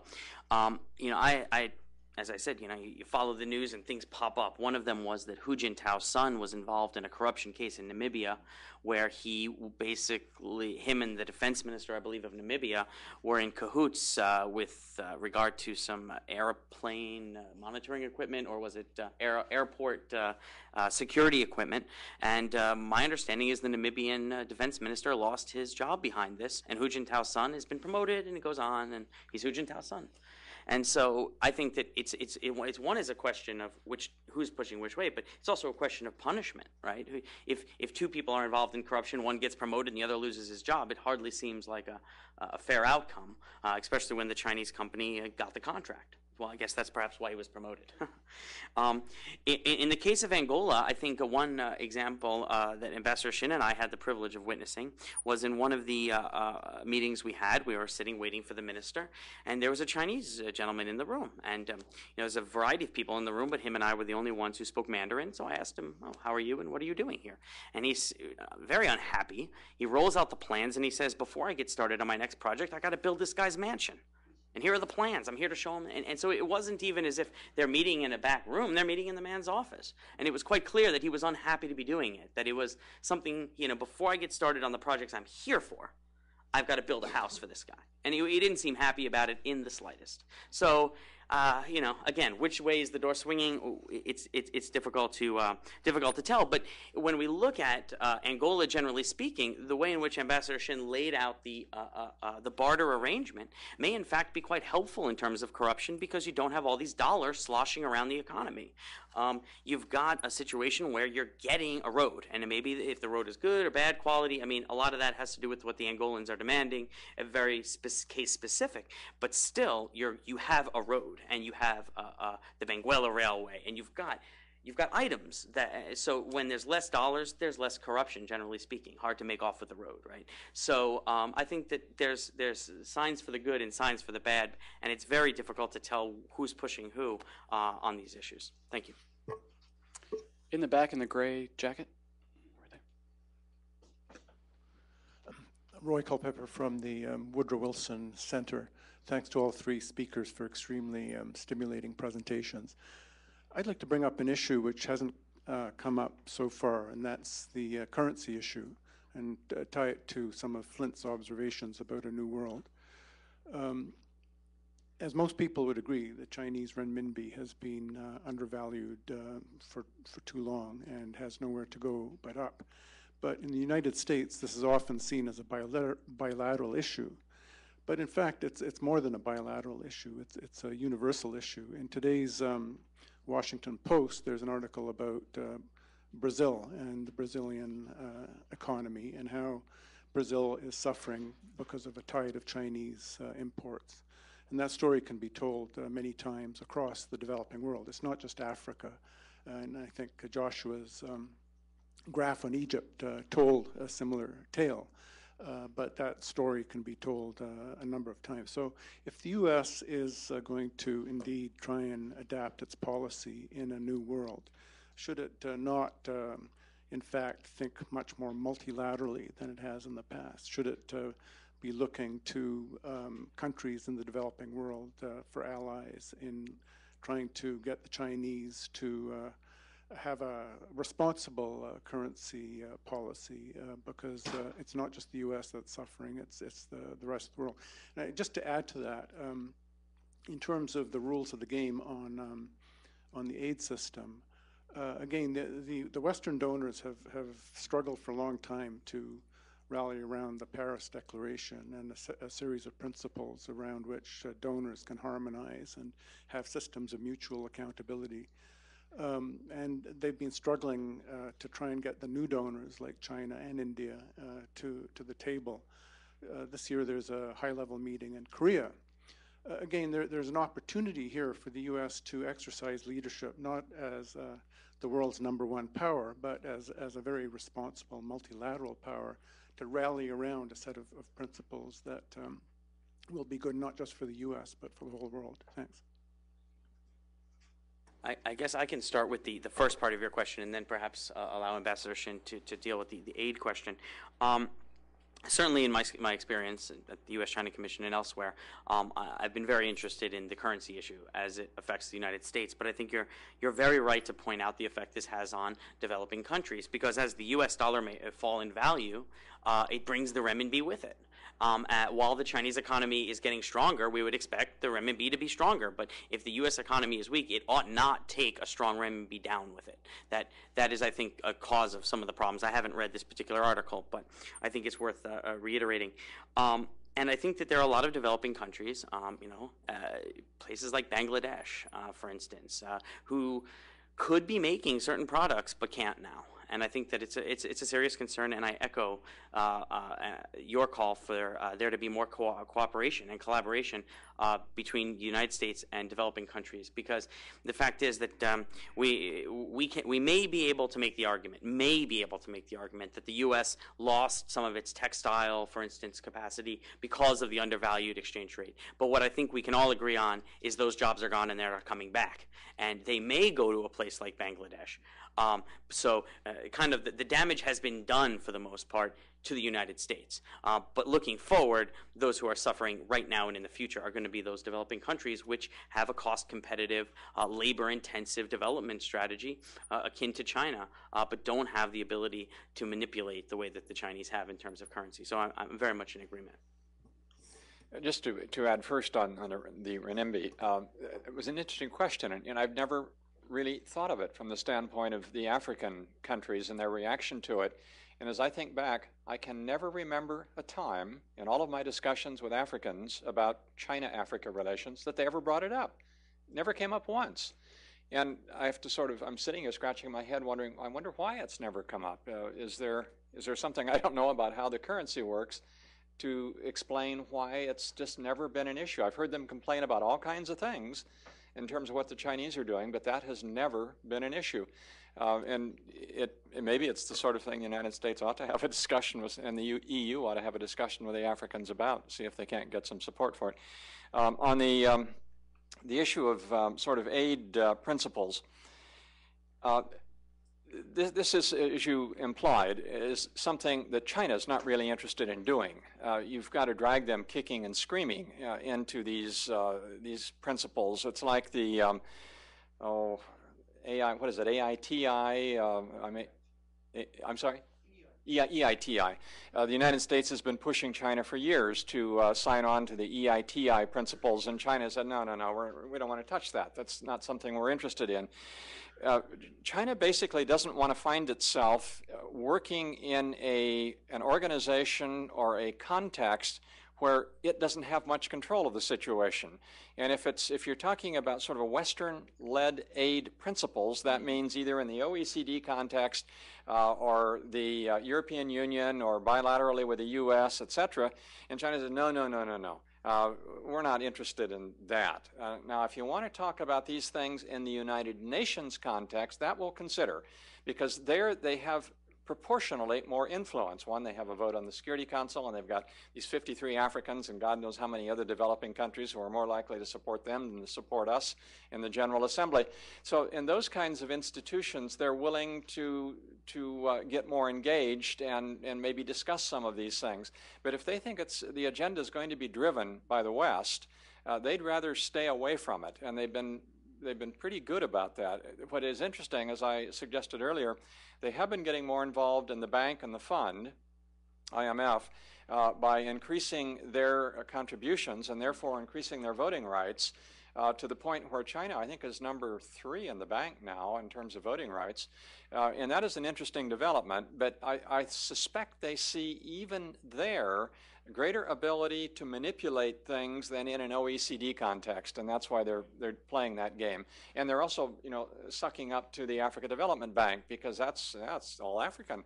They don't have to worry so much whether the U.S. is a member and the Europeans are members, but it's mainly an African-led organization, and they can have far more influence in the African Development Bank than they can in many other organizations. These are tricky issues, but the Chinese are so far playing them fairly well, I think. I wanted to offer a slightly different perspective on the currency issue. I think what Ambassador Shinn just said about kind of OECD frameworks versus more genuinely multilateral frameworks in the Chinese perception is really important. But I wanted to say something about the currency issue.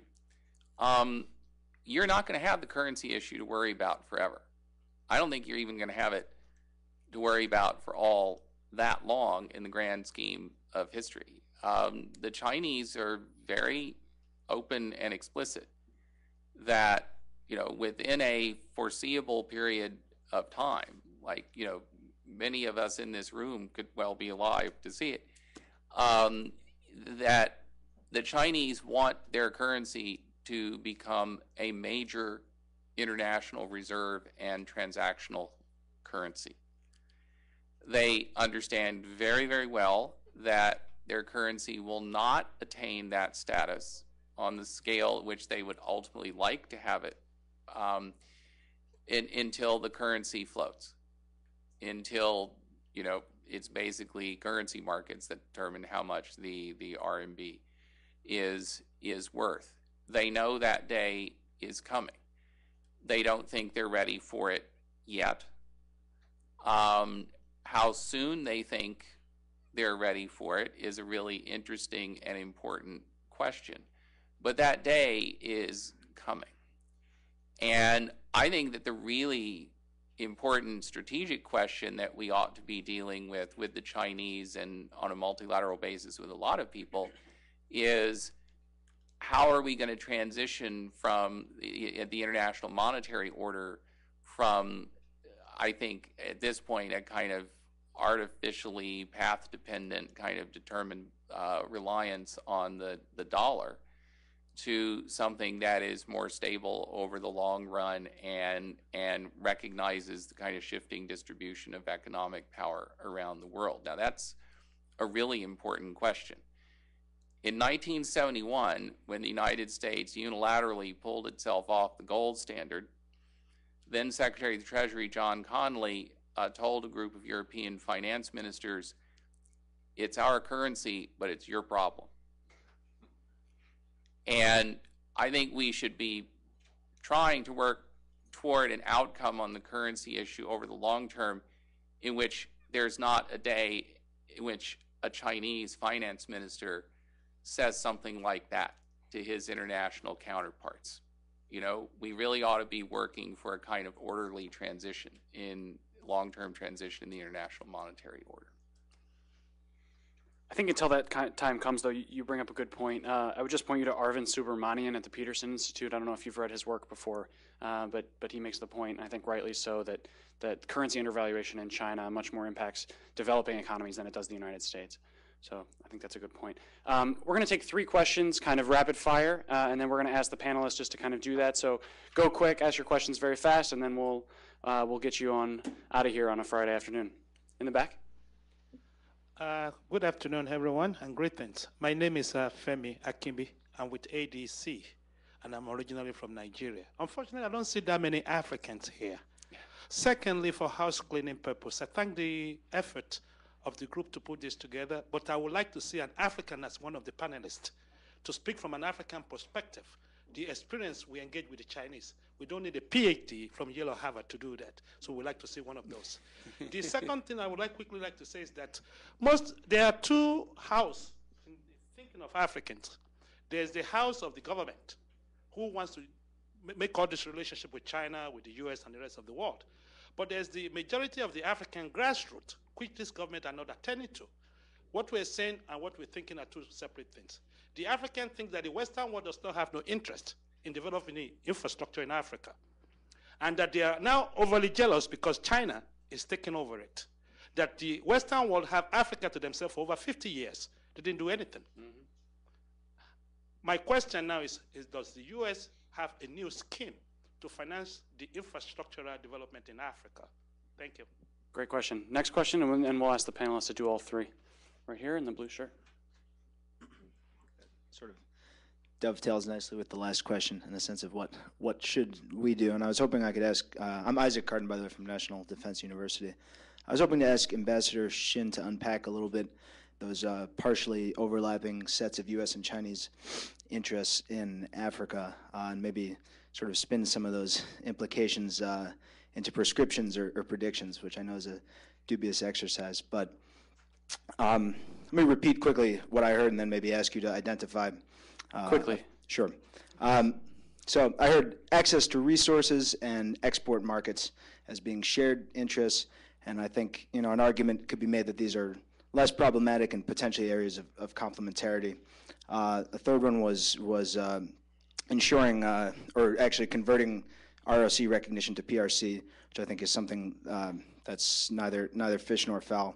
The fourth was political support, and you identified a divergence over governance and human rights and hoped you'd return to that. And then the fifth and sixth, which were described as uniquely American interests, were in anti-terrorism or non-traditional security, and in access to ports and bases. And I think these in particular are interesting. I think you see on the non-traditional security front, as Chinese interests multiply in Africa, they're going to run in and already have run into comparable issues. I think the Gulf of Aden deployment is an interesting illustration, as well as attacks on Chinese civilians in Nigeria.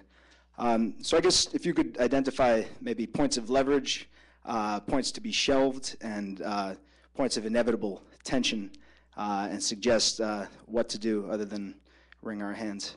Okay, thank you. And right here in the front. Thank you. Evan Ellis, also at National Defense University.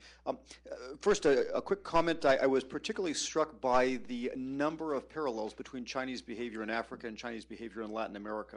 I think many more than the different structures of interaction with the region would suggest, everything from selling manufactured goods and buying minerals and petroleum, to the emphasis on leveraging loans to win work, the advance of work on the ground, such as construction as well as telecom, which is often overlooked, to the interest in maintaining the economic flows, but not the political flows.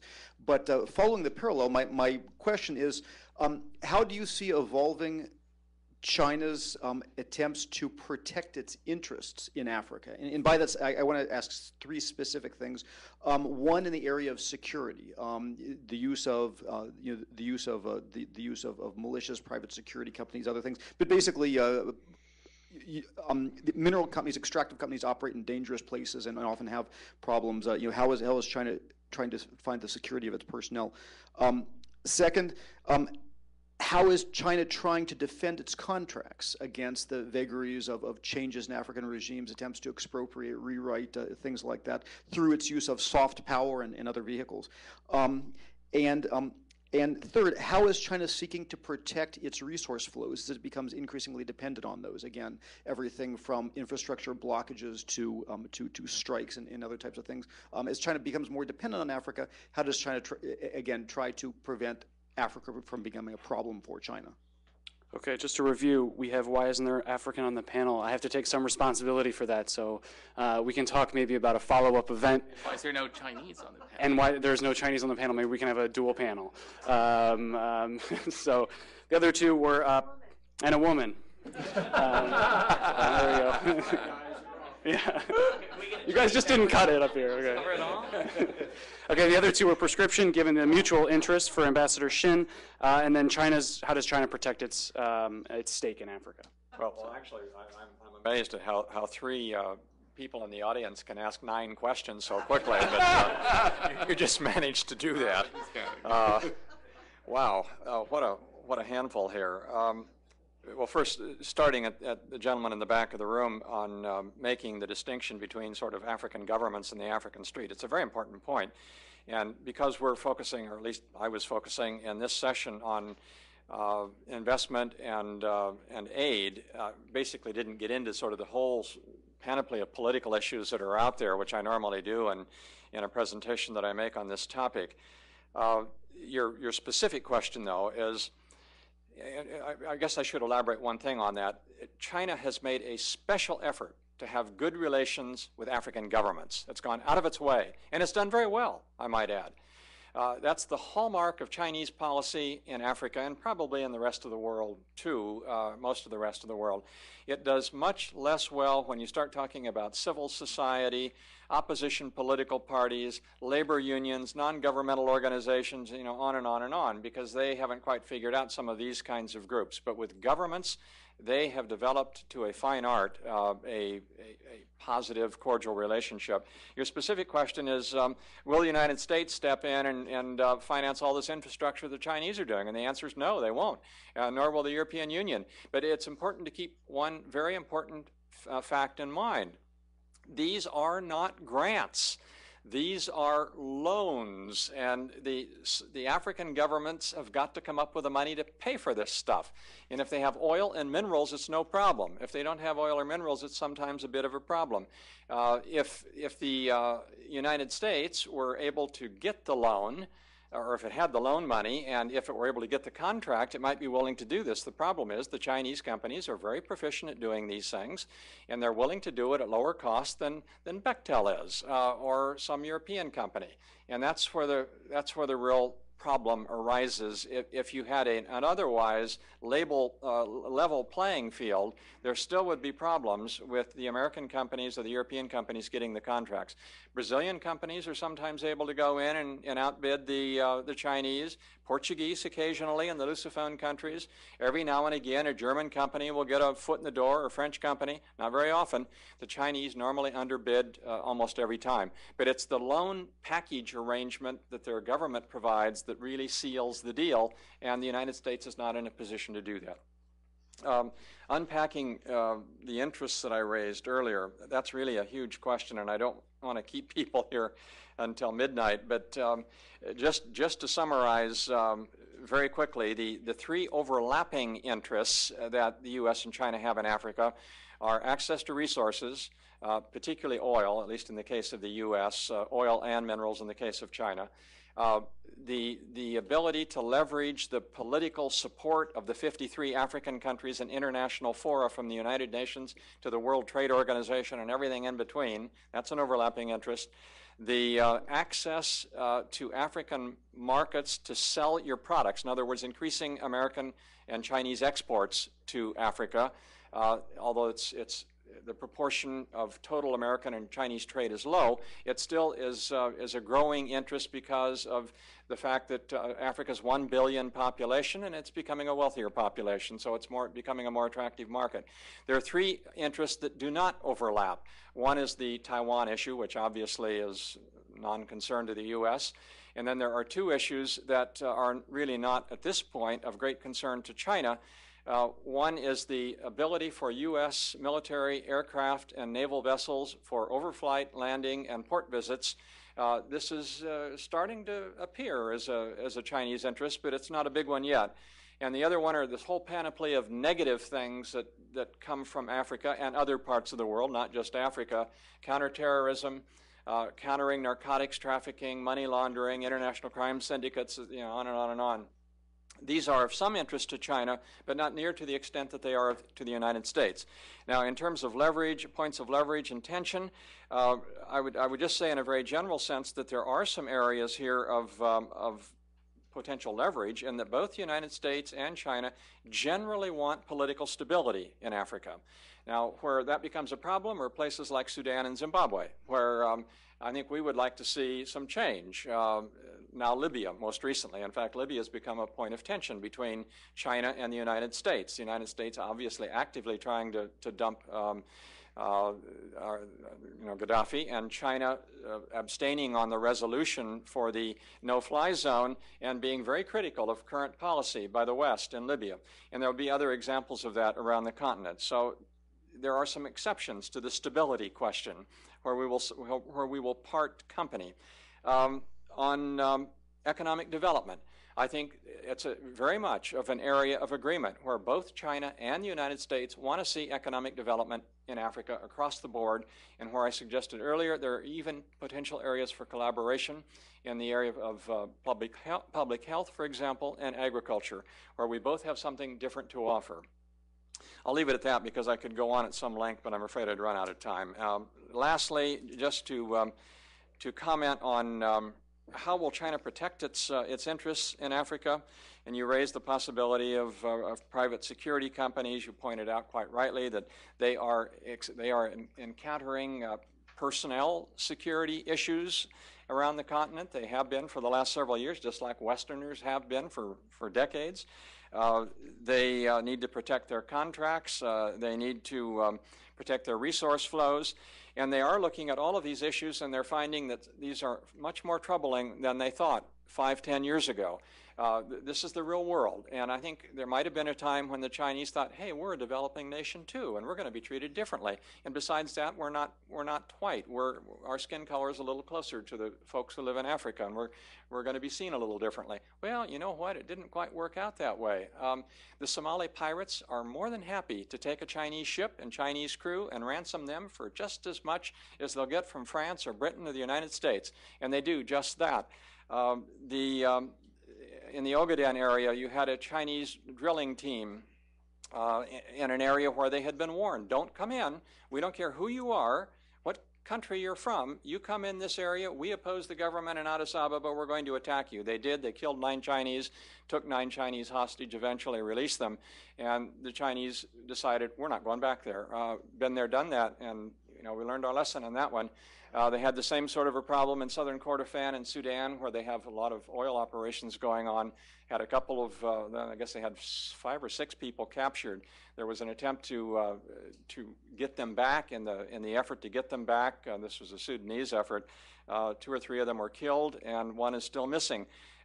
They learned you've got to play it a little differently in those areas too. So they're learning. They're at a very early stage on a lot of these things. In the case of Libya, 36,000 Chinese workers on construction projects in Libya.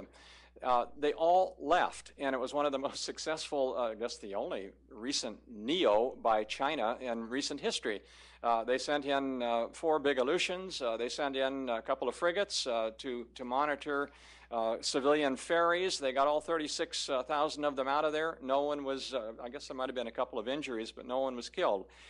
They lost a heck of a lot of money at their construction sites in Libya. The last number I saw was about $250 million down the drain because they couldn't protect the bases where they were operating from. The whole issue of contracts, this concerns the Chinese. They are working with governments to try to ensure that their contractual terms are going to be guaranteed, just like Western companies do. I don't see any real difference here.